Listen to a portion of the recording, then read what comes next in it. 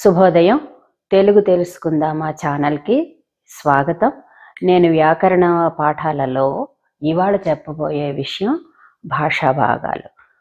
పూర్వమే అంతకుముందు భాషా భాగాల్లో నామవాచకం సర్వనామం గురించి తెలుసుకున్నాం. ఇప్పుడు విశేషణం క్రియ ఈ రెండిటి గురించి తెలుసుకుందాం. మొట్టమొదటిది అంటే భాషా భాగాలు 5లో మూడవది విశేషణం. మొదటిది నామవాచకం, రెండవది సర్వనామం, మూడవది విశేషణం.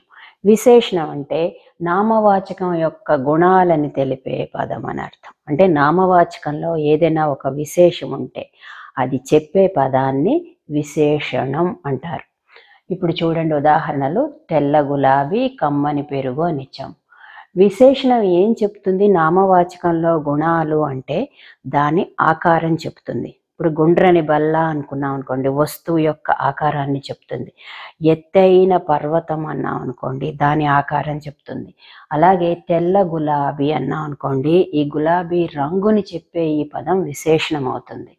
అలాగే కమ్మని పెరుగు అన్నాం, పెరుగు రుచిని చెప్పే ఈ కమ్మని అన్నది విశేషణం అవుతుంది. కాబట్టి నామవాచకం యొక్క గుణాలు అంటే ఇక్కడ అర్థం వాటి యొక్క రంగు, ఆకారం లేదా లక్షణం. ఆవు సాధు జంతువు అన్నాం అనుకోండి, సాధు జంతువు అన్న దాంట్లో ఆ జంతువుకి విశేషణం సాధు, అలాగనమాట. నామవాచకం యొక్క గుణాలని చెప్పే పదాలన్నీ విశేషణాలు. ఇవి మీకు 1-2 ఉదాహరణలు. తర్వాత మనం క్రియ గురించి చెప్పుకోవాలి. క్రియ అంటే పనిని చెప్పే పదాలన్నీ క్రియలు అవుతాయి. అంటే మనం రోజు చేసేటటువంటి పనులన్నీ కూడా. ఉదాహరణ చూడండి, వచ్చుట, పోవుట, ఆడుట, పాడుట, వ్రాయుట, చదువుట, ఇవన్నీ క్రియలే.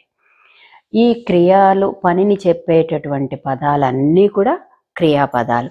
ఈ క్రియలు మళ్ళీ 2 రకాలు, సమాపక క్రియలు, అసమాపక క్రియలు అని వాటి గురించి చెప్పుకుందాం. క్రియలు 2 రకాలని చెప్పాను కదా. అవి ఏమిటి అంటే సమాపక క్రియ, అసమాపక క్రియ. సమాపక క్రియ అంటే వాక్యాన్ని పూర్తి చేసేది. అంటే వాక్యంలో మనం చెప్పదలుచుకున్న విషయాన్ని ఆ క్రియతోటి పూర్తి అయిపోతుంది. ఇప్పుడు చూడండి, రవి పాఠమును చదివేను. ఇందులో చదివేను అన్నది క్రియ. ఈ క్రియతోటి వాక్యం పూర్తి అయిపోతుంది. అంటే వాక్యంలో మనం చెప్పదలుచుకున్న విషయం పూర్తిగా చెప్పామన్నమాట. అలా ఉంటే ఆ క్రియని సమాపక క్రియ అంటాం.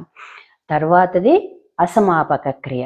వాక్యం యొక్క అర్థాన్ని పూర్తి చేయని క్రియ. అంటే వాక్యంలో 2 క్రియలు ఉంటాయి, అంతకంటే కూడా ఎక్కువ ఉండొచ్చు. కానీ మొదటి క్రియతోటి వాక్యం పూర్తవదు. దాని తర్వాత చేయాల్సిన పని ఇంకా ఉంది అని సూచిస్తుంది. అలాంటి క్రియలని అసమాపక క్రియలు అంటాం. ఇప్పుడు చూడండి, రవి పాఠమును చదివి ఆటకు వెళ్ళెను అని ఉంది అనుకోండి. ఇందులో వాక్యంలో 2 క్రియలు కనిపిస్తాయి మనకి. చదివి అన్నది ఒకటి, వెళ్ళెను అన్నది ఒకటి. కాబట్టి ఇక్కడ రవి పాఠమును చదివి అన్నది ఇక్కడతో వాక్యం పూర్తవ్వలేదు. వాక్యంలో చెప్పాల్సిన విషయం పూర్తవ్వలేదు. చదివి తర్వాత ఆటకు వెళ్ళాడు. కాబట్టి చదివి అన్నది అసమాపక క్రియ అవుతుంది. వెళ్ళెను అన్నది సమాపక క్రియ అవుతుంది. దానితోటి మనకి వాక్యం యొక్క అర్థం ముగిసిపోతుంది. కాబట్టి ఇవి క్రియల్లో ఉండే రకాలు. ఇప్పుడు మనం సమాపక క్రియ, అసమాపక క్రియ అంటే అర్థమైంది కదా. ఈ ముందర మనం విశేషణం, నామవాచకం యొక్క గుణాలని తెలిపే పదాలు విశేషణాలని చెప్పుకున్నాం. తర్వాత క్రియ అంటే పనిని తెలిపే పదాలు క్రియలు అని, క్రియలు 2 రకాలు అని చెప్పాము. ఇప్పుడు భాషా భాగాల్లో చివరిదైనటువంటి అవ్యయం గురించి మనం చెప్పుకుందాం. అవ్యయములంటే లింగవచన విభక్తులు లేనటువంటి పదాలు. అంటే వీటికి స్త్రీలింగం కానీ, పుల్లింగం కానీ, ఏకవచనం కానీ, బహువచనం కానీ, విభక్తి ప్రత్యయాలు చేరడం కానీ ఉండదు. అలాంటి పదాలన్నీ అవ్యయాలు అవుతాయి. ఇప్పుడు ఉదాహరణకి చూడండి, ఆహా, అయ్యో, కనుక, ఇలాంటి పదాలు, ఔరా, ఇలాంటి పదాలన్నీ అవ్యయాలు అవుతాయి. ఈ అవ్యయాలని మనం గుర్తించడం ఎలాగా, ఎన్ని రకాలుగా ఉన్నాయి అంటే మనకి అవి వరుసగా చెప్పుకుందాము. కొన్ని సంస్కృతం నుంచి తెలుగులోకి వచ్చి వాడుకలో ఉన్నటువంటివి కొన్ని అవ్యయాలు ఉన్నాయి. అవేంటి? సర్వత్ర, యథా, సర్వదా, ఇలాంటి పదాలు. ఇవి మనం యథాతథం తెలుగులో వాడేస్తాం. దేవుడు సర్వత్రా ఉంటాడన్నాం అనుకోండి, ఆ సర్వత్రా అన్న పదాన్ని మనం యథాతథంగా వాడతాం. అది కూడా అవ్యయం. తర్వాత వికల్పాన్ని బోధించేటటువంటివి.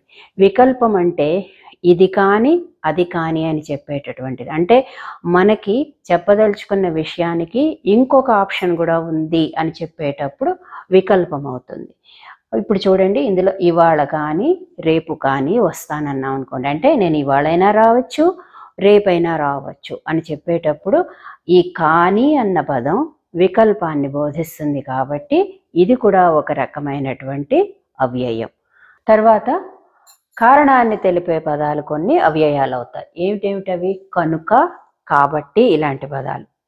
నువ్వు రాలేదు కాబట్టి నేను ఈ పని చేయలేకపోయాను అన్నాం అనుకోండి, అలాంటప్పుడు ఆ కాబట్టి అన్నది అవ్యయం అవుతుంది.